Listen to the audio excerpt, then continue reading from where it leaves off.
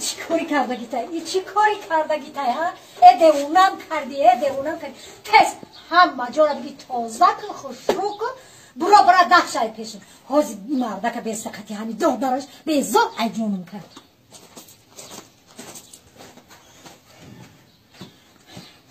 من نمیفهمم آخه تماده ینگه میشه تو چی در دوری می قطمه جمعی این در پدر تو ینگه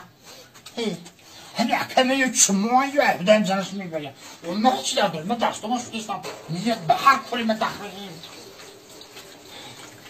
در کسالی نیمد همه بکنه دونی مخالف شد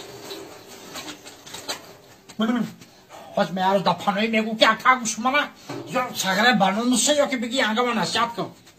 دستاشت خورده می دوستان عزیز نگفتنمان از شرکت بارکشی بختیار در خدمت تمام مردم مهاجر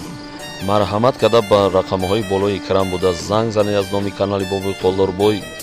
بارهای خود را به تاجیکستان روان کنید نگفتنمان از تاجیکستان هم به روسیه بار میبرد مرحمت کرده زنگ زنید شرکت بارکشانی بختیار با شماست شرکت بارکشانی بختیار با شماست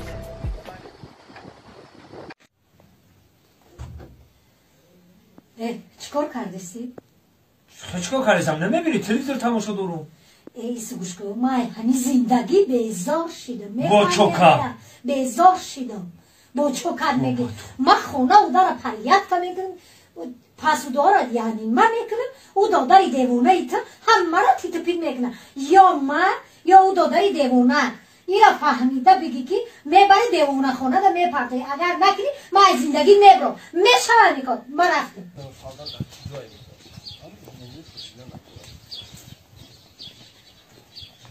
السلام علیکم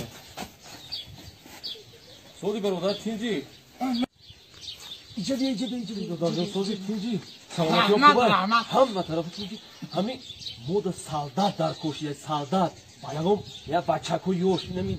aynı bak hizmet işçiliği yagom adres نمیدونی تو سالدات چی آقا؟